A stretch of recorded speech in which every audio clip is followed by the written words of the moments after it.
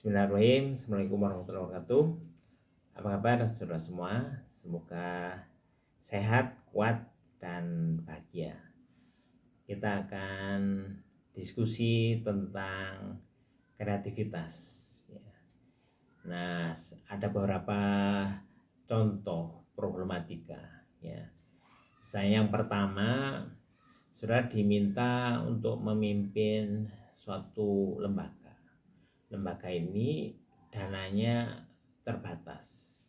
Saya beli mesin-mesin tidak cukup, hanya untuk kegiatan yang sangat perlu, yang dananya itu cukup.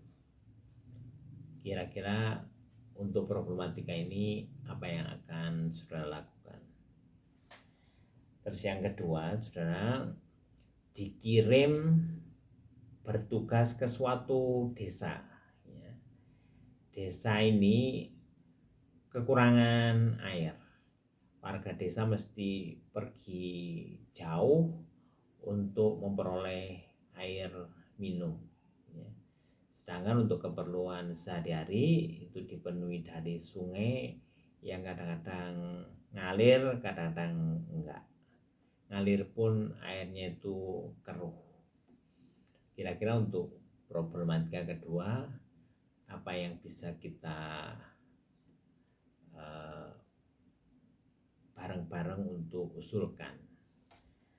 Terus yang ketiga, saudara, ada suatu desa yang masyarakatnya itu mengalami patologi sosial, sebagian besar masyarakatnya melakukan berbagai macam kejahatan. Kira-kira apa yang bisa kita lakukan untuk menyelesaikan patologi sosial yang demikian? Nah, kita memikirkan tentang kreativitas, bagian dari entrepreneurship yang selalu menjadi bahan kajian utama, baik itu bisnis entrepreneurship, social entrepreneurship, maupun juga public entrepreneurship, misalnya terkait dengan ide-ide untuk mewirausahakan birokrasi. Kreativitas itu adalah daya cipta, kemampuan orang untuk menciptakan suatu barang atau jasa atau ide-ide yang baru. Kita menyadari betul bahwa manusia itu dianugerahi oleh Tuhan Yang Maha Pencipta kemampuan untuk mampu menciptakan secara terbatas. Nah, terkait dengan hal itu, para ahli itu mendefinisikan kreativitas dari berbagai sisi atau sudut pandang. Misalnya, kreativitas itu didefinisikan sebagai proses mental untuk menciptakan ide atau produk baru atau kombinasi di antara keduanya. Kreativitas juga bisa dibatasi,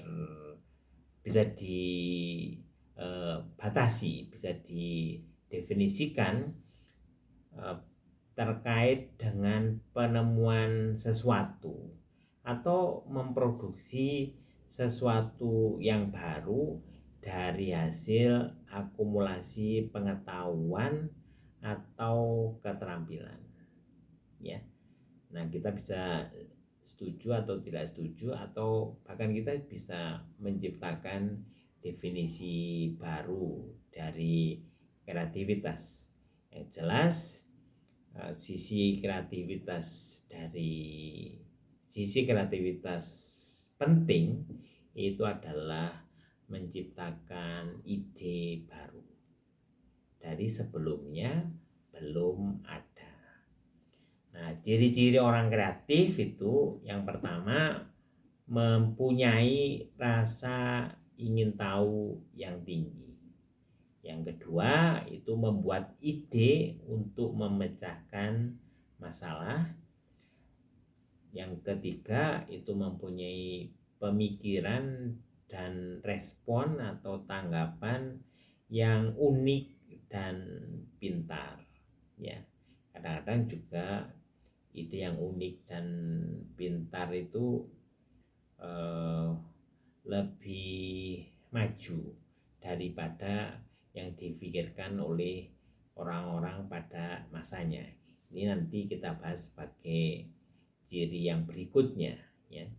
Terus yang keempat adalah berani mengambil resiko, dan yang kelima itu suka mencoba-coba dan peka terhadap keindahan.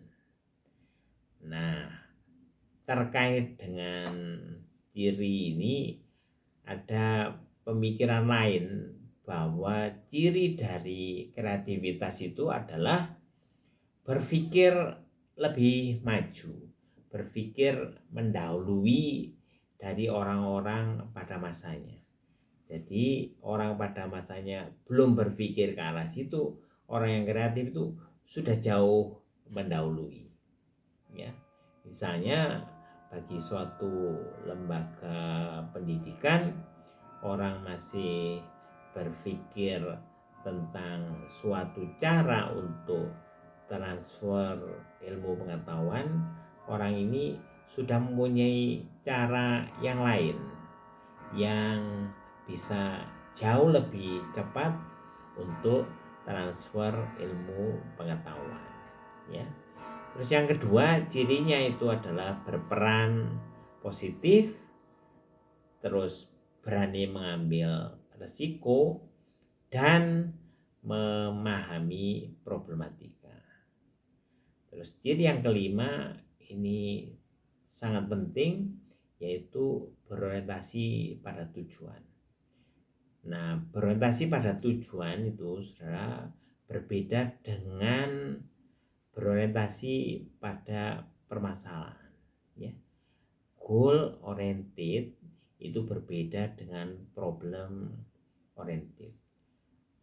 Saya ambil contoh, misalnya suatu ketika mati lampu, maka orang yang berpikir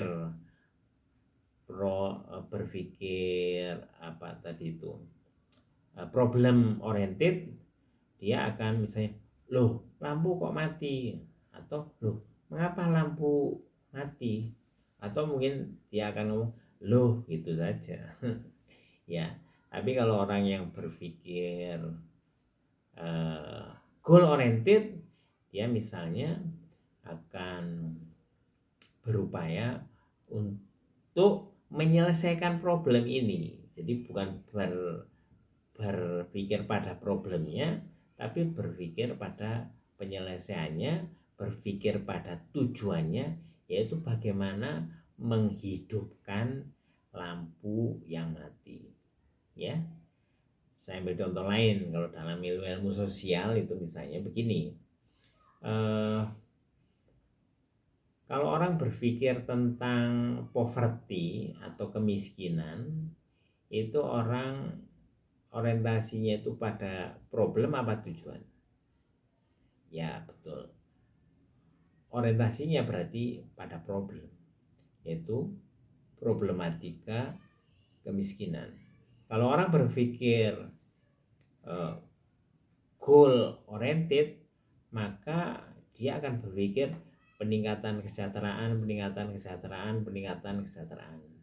bukan berpikir pada kemiskinannya, tapi berpikir bagaimana meningkatkan kesejahteraan. Barangkali penjelasan singkat ini cukup dipahami. Berikutnya ada dua ciri kreativitas yang dikenal sebagai ciri kognitif, ya, atau aptitude atau bakat, yaitu originalitas diantaranya, ya, terus elaboratif dan fleksibilitas itu ya. Terus ada ciri non kognitif atau non aptitude atau non bakat, diantaranya itu kepribadian, sikap kreatif, dan motivasi. Nah, berikutnya kita lanjutkan ke pembahasan sumber kreativitas ya. Dari sumber kreativitas kita kemudian akan memahami bagaimana meningkatkan kreativitas, bagaimana membangkitkan kreativitas. Sumber kreativitas yang pertama itu adalah wahyu dari Tuhan Yang Maha Kuasa, dari Allah SWT ya, seperti yang diberikan kepada para nabi dan para rasul ya, Nuh, Ibrahim, Isa, Musa ya. Keselamatan untuk beliau semuanya, dan juga kepada Nabi Muhammad Shallallahu Alaihi Wasallam ya. Terus yang kedua itu ilham, itu dari Tuhan Yang Maha Kuasa, diberikan kepada manusia biasa ya. Yang ketiga itu inspirasi ya. Dan yang keempat itu adalah penelitian. Karena itu saudara, negara-negara yang maju itu mesti temuannya itu banyak. Temuan yang banyak ini dimunculkan atau dihasilkan dari penelitian yang banyak. Nah, begitu saudara ya. Terus yang kelima itu dari pengetahuan. Pengetahuan itu antara lain adalah buah dari pendidikan. Pendidikan itu setidaknya buahnya ada 3, yaitu knowledge, skill, dan attitude. Pengetahuan, keterampilan, dan sikap ya, begitu. Terus yang keenam itu adalah keterampilan atau latihan. Yang ketujuh itu dari pengalaman, dan yang kedelapan itu dari belajar. Nah, belajar itu bisa meningkatkan efisiensi dan efektivitas pengalaman ya. Jadi bisa mempersingkat faktor waktu, variabel waktu dari pengalaman. Berikutnya saudara, tahap-tahap kreativitas itu ada kegalauan, pengenalan, terus pengendapan dan kepasrahan, pencerahan, dan penemuan. Dari penemuan ini kemudian ada tahap yang keenam, yaitu implementasi. Jadi ada 6 tahap kreativitas. Tahap pertama, kegalauan, itu adalah adanya suatu problematika, terus pengenalan problematika. Tahap ini penuh dengan pertanyaan-pertanyaan dan gambaran kabur tentang suatu fenomena. Terus pada tahap kedua atau pengenalan itu ada penentuan tujuan, ada pengumpulan data dan informasi yang relevan, terus ada penjajakan kemungkinan dan penyusunan hipotesis. Sedangkan pada tahap ketiga itu pengendapan dan kepasrahan. Di sini ada tujuan, problematika, dan keterkaitan yang diendapkan dalam pikiran dan perasaan. Ya, ini diendapkan dalam pikiran dan perasaan. Terus ada perenungan atau kontemplasi, ada pemikiran, imajinasi, dan fantasi. Ya. Perenungan atau kontemplasi, pemikiran, imajinasi, dan fantasi. Serta ada yang ketiga, yaitu bahwa kita menyadari betul terkait dengan fitrah manusia. Pada tahap ini manusia menyadari kelemahannya dan memasrahkan suatu problematika yang dihadapinya kepada Tuhan yang Maha Berilmu, kepada Tuhan yang Maha Mengetahui. Yang keempat, pencerahan itu ada gambaran suatu jalan keluar dari problematika untuk mencapai tujuan. Terus bisa dilanjutkan dengan tahap uji coba atau langsung ada kemunculan ide yang baru. Terutama pada tahap pencerahan ini ada faktor ilahiyah atau faktor ketuhanan dan insaniyah, yaitu kemanusiaan. Untuk faktor insania ini adalah berupa upaya manusia yang sungguh-sungguh, ya. Jadi upaya manusia yang sungguh-sungguh untuk memecahkan suatu problematika dan mencapai suatu tujuan tertentu.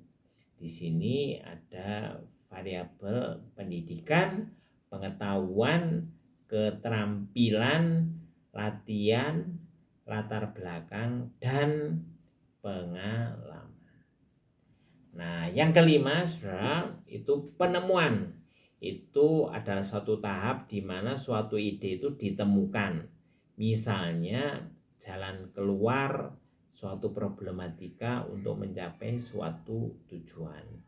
Terus ada proses analisis, yaitu menguraikan suatu problematika sehingga ditemukan titik simpul atau pusat kesulitannya.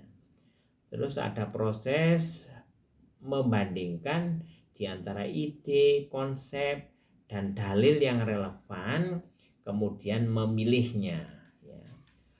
Berikutnya ada lagi proses yang disebut sintesis, yaitu memadukan dalil, konsep, dan fenomena yang relevan. Dan yang kelima itu tetap berorientasi pada tujuan, bukan pada problematika.